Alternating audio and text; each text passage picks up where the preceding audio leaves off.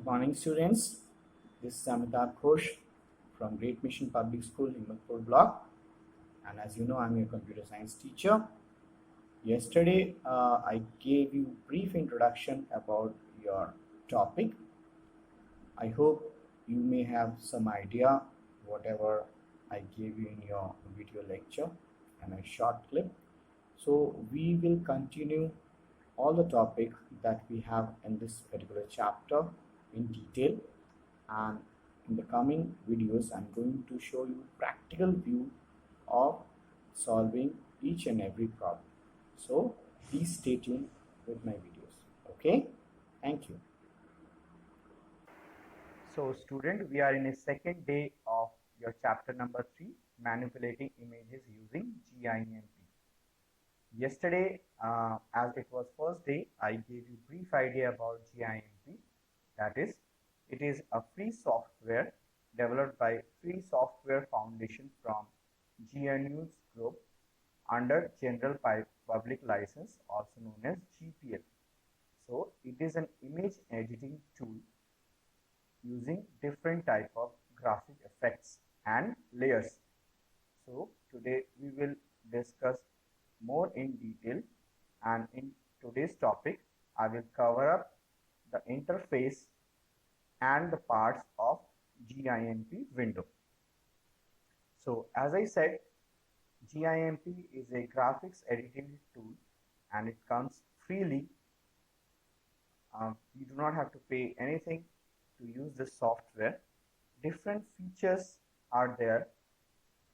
The main features of GIMP is that you can use different type of masking, like when you want to add two pictures together, then this is one of such tool which comes with an advanced features which gives you real-time effect using different type of layer mask. Layer mask is nothing but a type of film or layer which you can create over different type of images, and once it is implemented, that pictures looks a real effect. So let me show you the screenshot of your GIMP interface.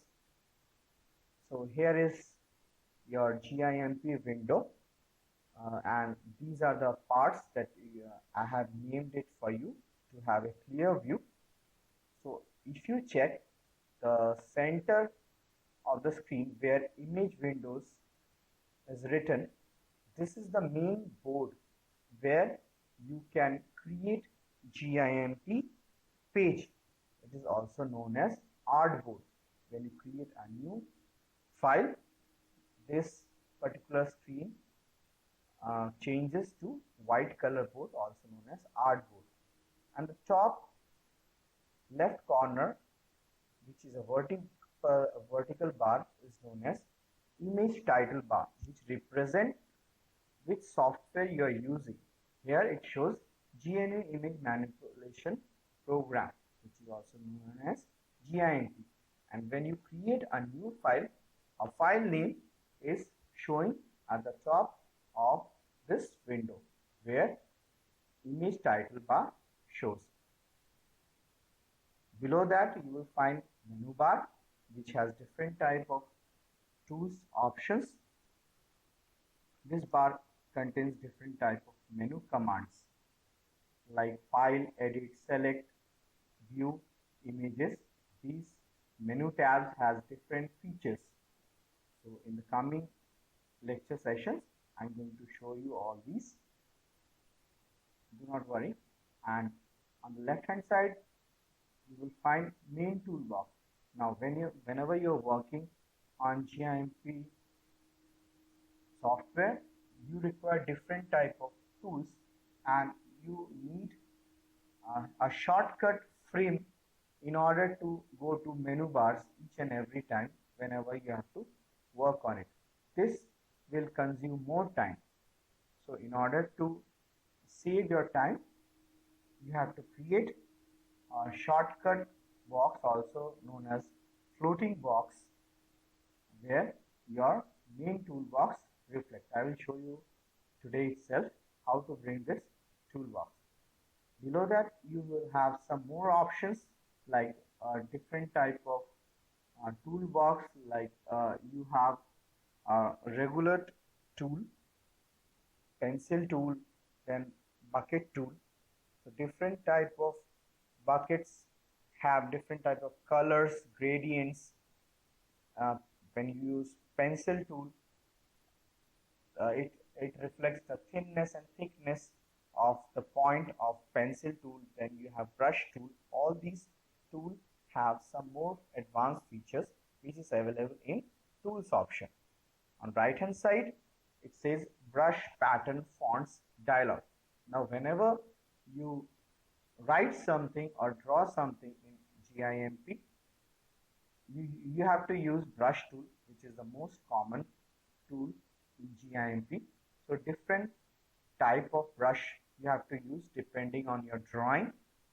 Then what type of pattern does that picture suits you? You have to select different type of patterns, fonts. Whenever you're going to name any GIMP picture, you use different type of fonts. So all these stuffs are available in this section. Now below that is the main section of GIMP software, which is layer. Now let me give you an example. I want to merge or mask two pictures together. One picture, let's say you're sitting on the table, and the second picture is of a model of a car. Now I can use layer masking in such a way that when I remove the background effect or the table or the chair that you are sitting on, using different graphics effect, and when I remove that chair and when you cut your picture and when I place your picture on inside your car, it looks like that you yourself is sitting inside the car. So even if it is a virtual picture where I use different type of masking using different type of graphics effect, once editing is done, it looks like a real one. So all these stuffs you can do using GIMP software. Now I will show you the real interface of GIMP software. Let me minimize this. Now click on start button. Once you click on start button, scroll down this window. In alphabetic order, you will find GIMP 2.10.20, which is the latest version of software that I am using here. It is loading up, so please spare some time.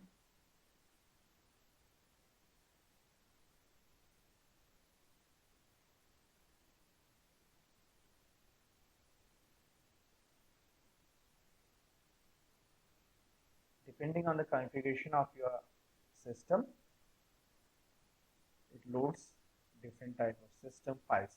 So here is the real view of your GIMP window. As I said, I can show you how to bring this toolbox. If you click on tool menu, you will find different type of tools option using selection tool. You see the rectangular tool that is showing over here, it will also reflect over here. See this one? Are you able to see this rectangle select tool? The other tools are ellipse tool, which is also available here. See this one? You see that? So all the basic tools that you see under tools menu, selection, paint, transform tools, all these basic tools are loaded over here. So in order to go to time, on this particular section, we create this shortcut window using new toolbox. When you click on new toolbox, it will load the basic toolbox over here. Now, if you go to this section, Windows section, there are different type of modes. Like if you click on hide docs, you see the docs or the floating window that you see over here, it hides everything so that you can get more space in drawing the artboard on this center section. So sometimes it is necessary whenever you work on huge amount of images. So let me uncheck this one. In the previous version of GIMP software, this software comes in a floating mode in this format, where you can move each and every parts of the window box. Do you see this? So sometimes it is okay in order to have these type of features, but whenever you work on images, you have to minimize or adjust each and every section of this window. So in order to avoid that step, you have to go to Windows, then under Windows, you have to select single window mode. Once you select in single window mode, all these docs or floating windows will adjust themselves in a fixed area. So that is it for today's session. Tomorrow I will show you how to create a file in GIMP window. Okay, till then, stay tuned. Bye bye.